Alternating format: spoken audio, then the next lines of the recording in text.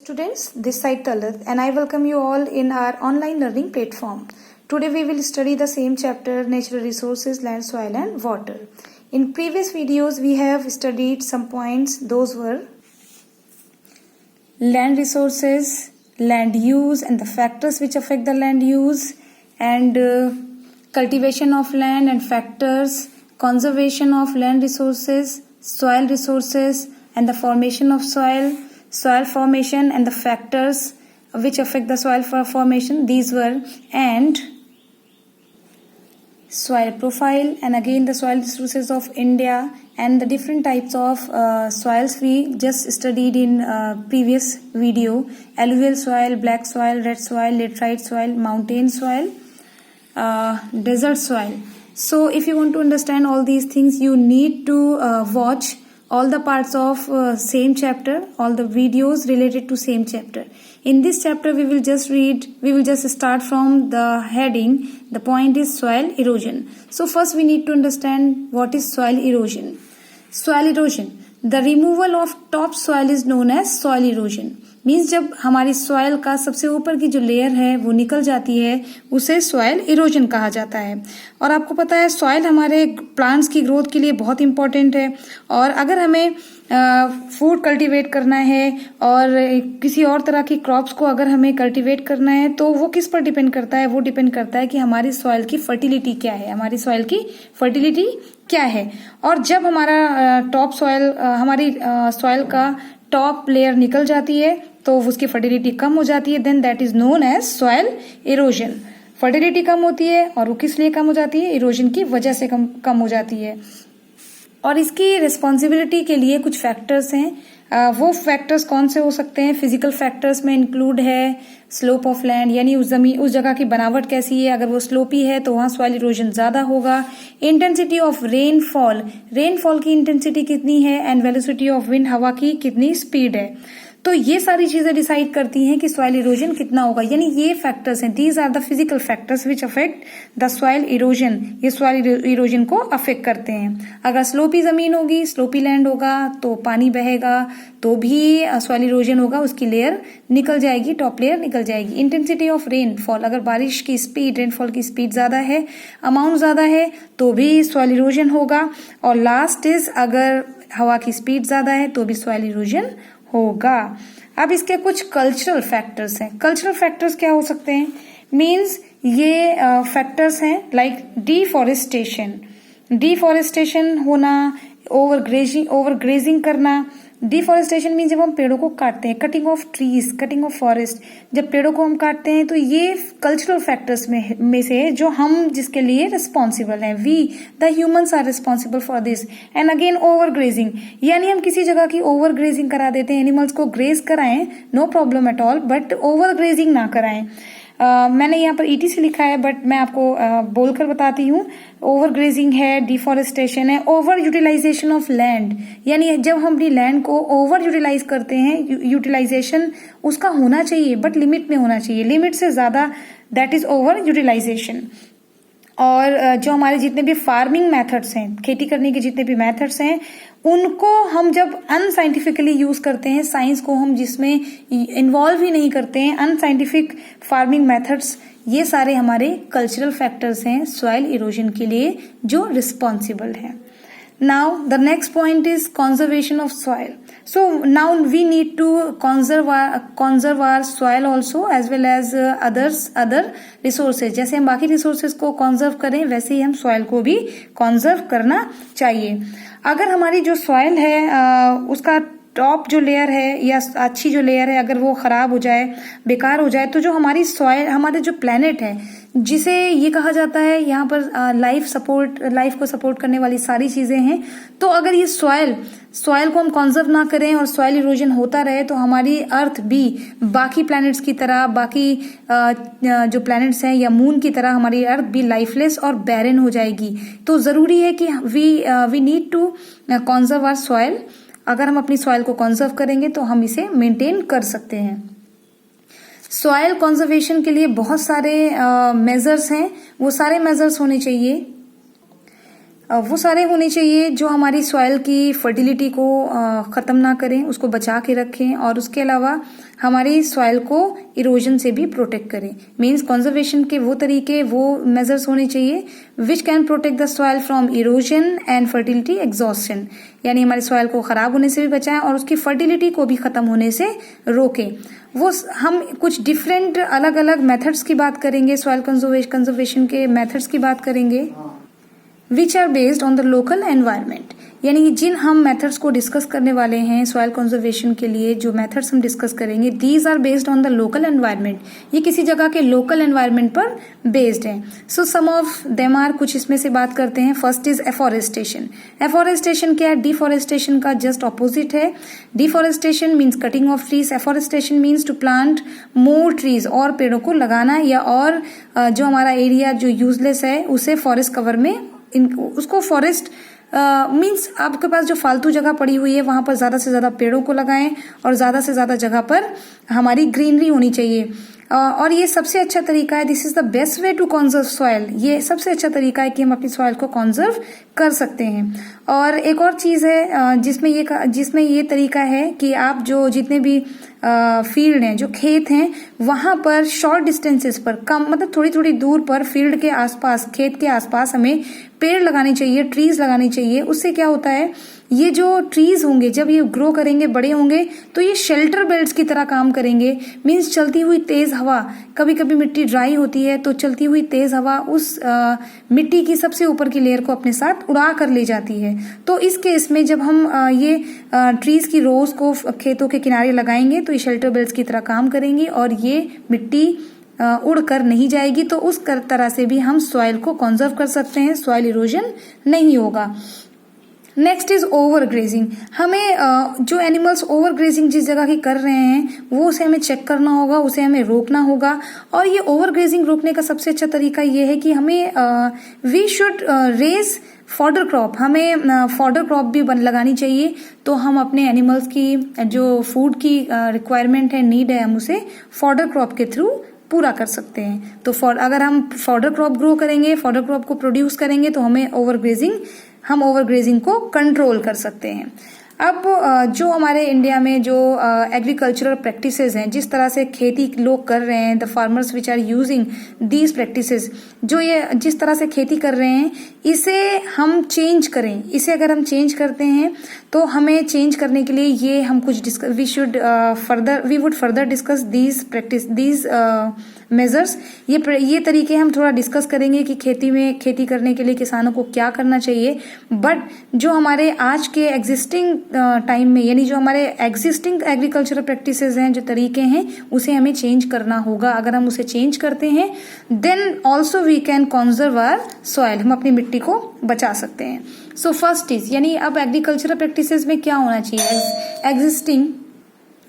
First is rotation of crops. Rotation of crops means हम एक ही जमीन पर, एक ही खेत में हमें क्या करना होगा, अलग अलग टाइम पर, अलग अलग साल के अलग अलग टाइम पर, हर साल अलग अलग टाइम पर, मीन्स हर साल और एक साल में अलग अलग टाइम पर हमें अलग अलग क्रॉप्स को, डिफरेंट क्रॉप्स को कल्टीवेट करना चाहिए। मीन्स एक ही क्रॉप को हम हर साल, पूरे साल ही रिपीट ना करते रहें। इससे हमारा सॉइल इरोजन होता है और through this practice we can conserve our soil. Next is terrace and contour bunding.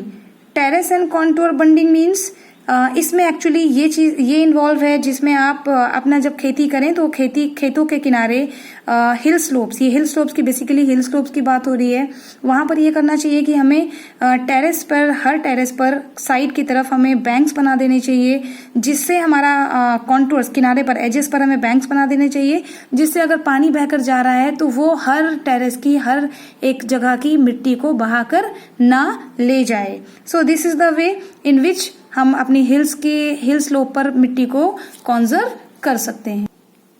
Next is contour ploughing. What contour ploughing is actually this is the cultivation of land.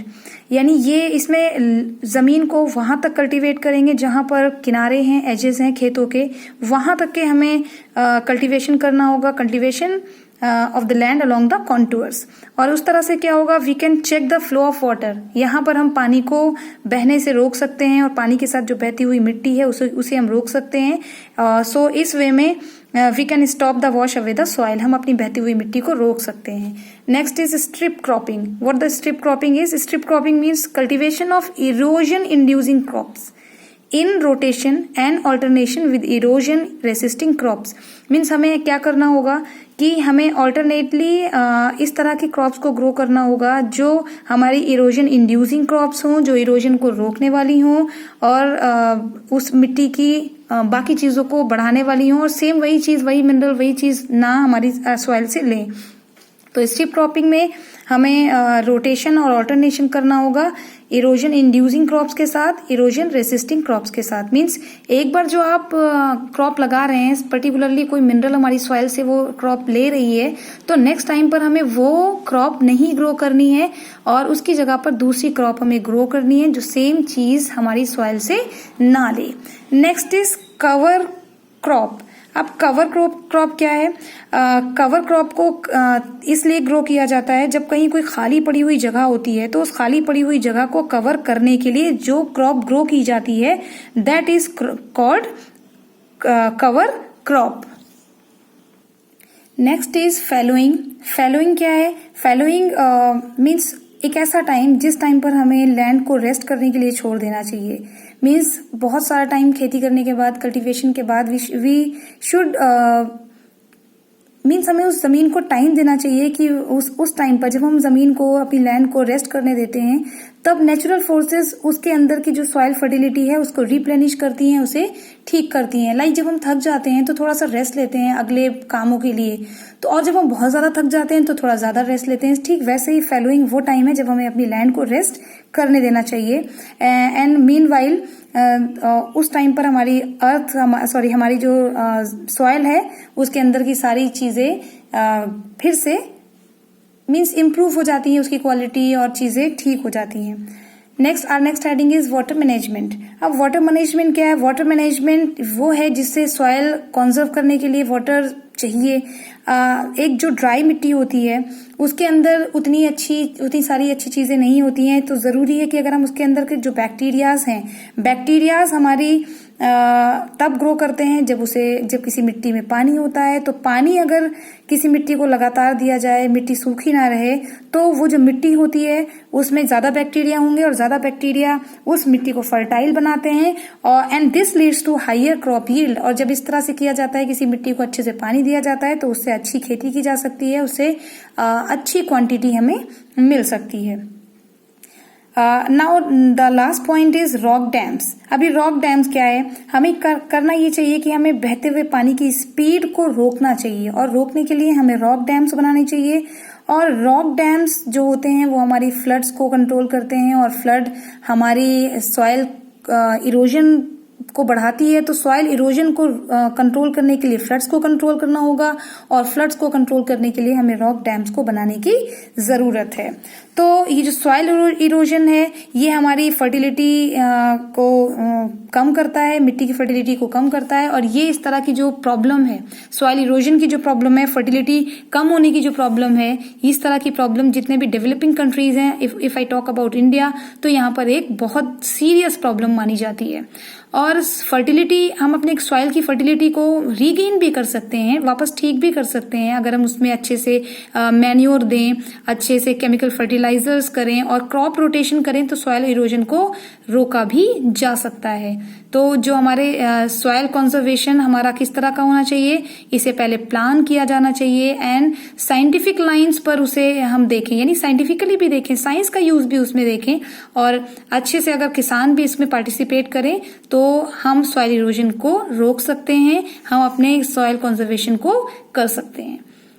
Now next heading is water resources. So आपको पता है जो water है ये सारी life का base है। Means हमारी जितनी भी हम लाइफ को इमेजिन करते हैं वो सारी चीजें कब पॉसिबल है, जब हमारी अर्थ सरफेस पर वाटर है। और वाटर एक ऐसी चीज है जिसकी प्रेजेंस हमारी अर्थ सरफेस को बाकी प्लैनेट से अलग करती है। अब हमारी अर्थ सरफेस पर 7 कॉन्टिनेंट्स हैं एंड 5 ओशंस हैं। तो 7 जो कॉन्टिनेंट्स हैं वो 29% हमारी यानी हमारा अर्थ सरफेस पर 29% जो है वो लैंड है, जमीन है। यानी 7 कॉन्टिनेंट्स कितना पार्ट लेते हैं हमारा लैंड, हमारे अर्थ का 29%। और जो पानी है ये हमारी अर्थ सरफेस पर 71% हमारी अर्थ सरफेस को पानी कवर करता है। और ये 71% जो पानी है इसमें से भी 97% पानी कहाँ पर है? ओशंस और सीज में है। और ओशन एंड सीज का जो पानी है दैट इज सलीन, वो नमकीन पानी होता है, सॉल्ट के साथ होता है, and that is not fit. और ये हमारे लिए घर के लिए डोमेस्टिक यूज, एग्रीकल्चरल और इंडस्ट्रियल पर्पस के लिए इस तरह का वाटर फिट नहीं होता। तो बचा कितना पानी? 71% पानी है, उसका 97% पानी ओशन, सीज में है, दैट इज नॉट फिट। तो अब कितना पानी बचा? Fresh water. अब पीने के लिए जो पानी बचा दैट इज ओनली 3% पानी है जो फ्रेश वाटर है। और उसका भी 2/3 जो पार्ट है दैट इज फ्रोजन, जमा हुआ है, फ्रोजन है। और ये 2/3 पानी कहाँ पर है? आइस कैप और ग्लेशियर्स में है। तो आप समझ सकते हैं कि इसका भी 2/3 पानी, 3% हमारे पास फ्रेश वाटर है और उसका भी 2/3 is frozen in the form of ice cap and glaciers, इस शक्ल में है। तो अब ये जो हमारे पास इतना सा पानी बचा, अब सिर्फ 1% पानी जो है, 1% पानी that is fit for human. और ये आपको कहाँ मिलेगा? ग्राउंड वाटर में मिलेगा, यानी हमारी अर्थ सरफेस के नीचे है, and in the form of river and lakes की फॉर्म में। और हमारी अर्थ सरफेस के नीचे पानी, जैसे आप जो ग्राउंड वाटर आप विलेजेस में हैंडपंप यूज करते हैं, ये ग्राउंड वाटर का ही एक फॉर्म है। Rainfall is also a source of fresh water, इससे भी हमें फ्रेश वाटर मिलता है। और rain water always continuously recycle होता रहता है। और रिसाइकल होने के लिए कौन कौन से वेज हैं, कौन कौन से तरीके हैं? Evaporation, condensation and precipitation. यानी इवेपोरेशन, कंडेंसेशन और प्रेसिपिटेशन के थ्रू हमेशा हमारा जो रेनफॉल है वो कॉन्टिन्यूसली रिसाइकल होता रहता है। अब हमारी जो पॉपुलेशन है that is growing, rapidly growing, तेजी से बढ़ रही है। और फ्रेश वाटर हमारे लिए 3% है, जिसमें से 1% ही हमारे ह्यूमन कंजप्शन के लिए ही है, मतलब 1% ही ह्यूमन कंजप्शन के लिए है। तो ये जो फ्रेश वाटर है, जो 1% जिसकी क्वांटिटी, ये तो बहुत इंपॉर्टेंट हुआ। तो हमें चाहिए कि हम इसे अच्छे से यूज करें। और जो हमारे मीन्स जितने भी कंट्रीज हैं जहाँ पर पानी की कमी है, वहाँ पर तो कुछ कंट्रीज के मैं आपको एग्जांपल्स दूंगी जहाँ पर पानी की बहुत ज़्यादा शॉर्टेज है। लाइक अफ्रीका है, अफ्रीका के बहुत सारे कंट्रीज हो गए, West Asia, Australia, western USA और साउथ अमेरिका के कुछ पार्ट्स हैं जहां पर एक्यूट वाटर शॉर्टेज है, बहुत ज्यादा वाटर शॉर्टेज को वो एक्सपीरियंस कर रहे हैं। कुछ कंट्रीज में, कुछ एरियाज में, जैसे एशिया एंड अफ्रीका, वहां पर जो वहां की विमेन हैं और चिल्ड्रेन हैं, they have to walk long distances, बहुत लंबी लंबी जगह पर उन्हें जाना पड़ता है अपने घर की डोमेस्टिक नीड्स को पूरा करने के लिए। पानी लाने के लिए उन्हें काफी लंबा चलना पड़ता है, काफी दूर उन्हें जाना पड़ता है। प्रेजेंट टाइम में हमारी पॉपुलेशन बढ़ रही है, फ्रेश वाटर जो है हमारे पास उसे हमें यानी ज्यादा कल्टीवेशन के लिए, खेती के लिए वो पानी हमें चाहिए, कैश क्रॉप के लिए चाहिए और घर की जरूरतों के लिए चाहिए। तो इस तरह से जो हमें पानी चाहिए वो पानी की क्वांटिटी उतनी है, लेकिन हम उसे अपनी कुछ एक्टिविटीज की वजह से उस पानी की प्योरिटी और क्वालिटी को हम खराब करते जा रहे हैं, उसको गंदा भी कर रहे हैं, उसकी क्वालिटी भी खराब कर रहे हैं। तो ये अगर हम इस पानी को गंदा कर रहे हैं और खराब कर रहे हैं, then we will face the problems. ये सारी प्रॉब्लम्स कौन फेस करेगा? हम करेंगे प्रॉब्लम्स को फेस।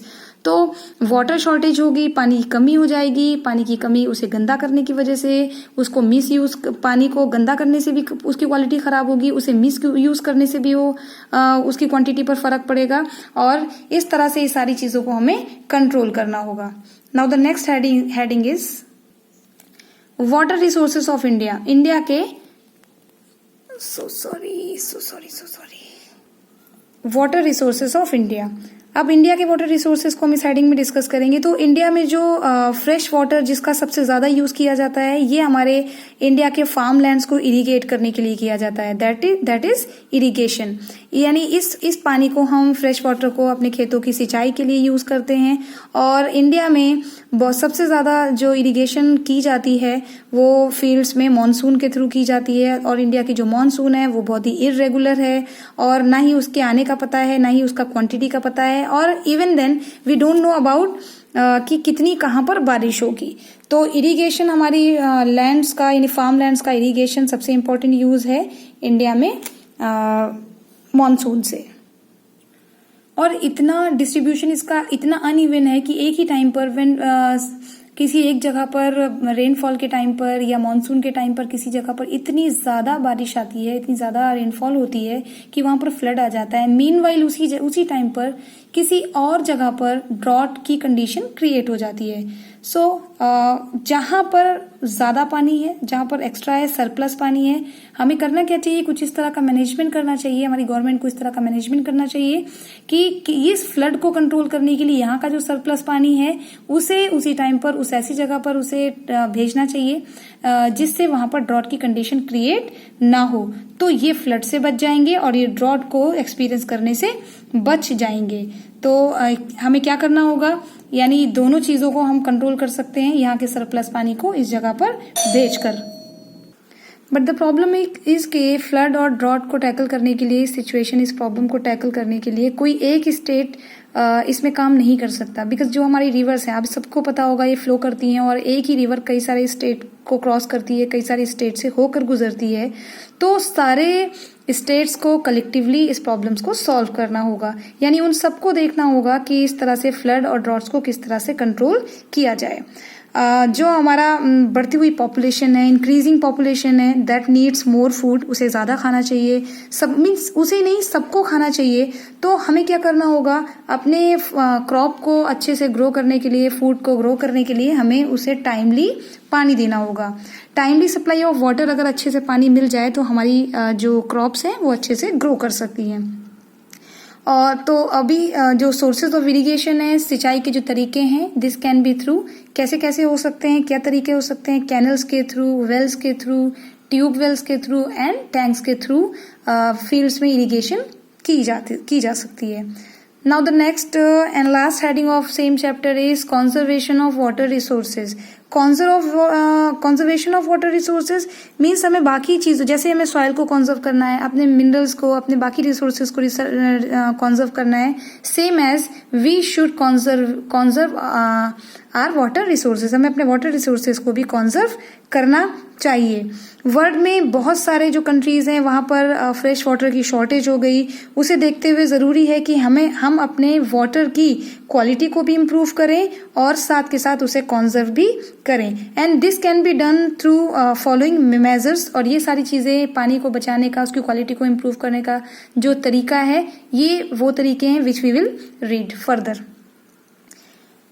सबसे पहले है, first is industries should treat the impurities, यानी जितनी भी हमारी इंडस्ट्रीज हैं उनसे जो अपना डिस्चार्ज, अपना जो वेस्ट है, जिसे डिस्चार्ज करते हैं चीजों को प्रोड्यूस करने के बाद, लाइक नाइट्रेट्स है, मेटल्स है, पेस्टिसाइड्स, ये सारी चीजें वो पानी में सीधे सीधे रिलीज कर देते हैं। और उन्हें क्या करना चाहिए, इससे क्या होता है, हमारा वाटर की जो क्वालिटी है वो खराब हो रही है, वो गंदा हो रहा है, तो इसे पानी में, वाटर में रिलीज करने से पहले उन्हें इसे ट्रीट करना चाहिए, इसकी इम्प्यूरिटीज को ट्रीट करना चाहिए। मीन्स उसमें से वो जो पॉइजनस चीजें जो हमारे पानी को गंदा कर रही हैं, खराब कर रही हैं, उसे अलग करने के बाद उसे वाटर बॉडीज में उन्हें रिलीज करना चाहिए। Next is rain water harvesting. Generally it is done in arid and semi arid areas, यानी इसे एरिड और सेमी एरिड एरियाज में इसे किया जाता है, रेन वाटर हार्वेस्टिंग का काम किया जाता है। रेन वाटर हार्वेस्टिंग में बहते हुए पानी को, जो हमारा सरफेस रन ऑफ होता है, सीधे सीधे बारिश का जो पानी होता है जो बह जाता है, उसे कंट्रोल किया जाता है। रेनी सीजन में बहते हुए पानी को इकट्ठा किया जाता है, जिससे उसे बाकी के ड्राई पीरियड्स में, ड्राई सीजन में उस पानी को यूज किया जाता है। तो ये कहाँ किया जाता है, arid and semi arid areas. Next is sprinklers use करने चाहिए। स्प्रिंकलर्स यूज करने से क्या होगा, this can be effectively use to irrigate the fields using less quantity of water. हमें यहाँ वहाँ पानी ना देकर स्प्रिंकलर से पानी दें खेतों में, तो उससे कम पानी की क्वांटिटी लगेगी और पानी को भी हम यूज कर पाएंगे और क्रॉप प्रोडक्शन हम कर पाएंगे। More trees should be planted, ज्यादा से ज्यादा पेड़ों को हमें लगाना चाहिए, क्योंकि जो हमारे ट्रीज होते हैं, those trees reduce surface run of, बहते हुए पानी को रोकते हैं और पानी को बह जाने से, बेकार वेस्ट हो जाने से रोकते हैं। जो पानी सीधे सीधे बहता चला जाता है ना, उसको पेड़ रोकते हैं। वो कैसे, जब वो पेड़ों की रूट्स बीच में आती हैं, तो पेड़ों की रूट्स के थ्रू वो पानी, जो बहता हुआ पानी है, वो अंदर की तरफ जाता है रूट्स के साथ साथ, और जब रूट्स के साथ साथ जाता है तो सरफेस रन ऑफ खत्म हो जाता है, नालियों में ड्रेनेज में जाकर वेस्ट नहीं होता, और जब रूट्स के थ्रू, पेड़ों की रूट्स के थ्रू पानी नीचे पहुंचता है, this recharge ground water storage. इस तरह से ये पानी रूट्स के थ्रू पहुंचकर हमारा जो ग्राउंड वाटर है उसके स्टोरेज को रिचार्ज करता है, उसके लेवल को बढ़ाता है। सो हमारा जो कंजर्वेशन ऑफ रिसोर्स है ये पॉसिबल तब है जब हम अच्छे से पानी को यूटिलाइज करें, उसे प्रोटेक्ट करें, और जो पानी हमारी जो पानी की क्वांटिटी अवेलेबल है उसे हम पॉल्यूट होने से रोकें। So this was all about the chapter and here it has been finished. So watch all the videos to understand the chapter fully. Thank you so much. Stay safe and stay happy and be happy.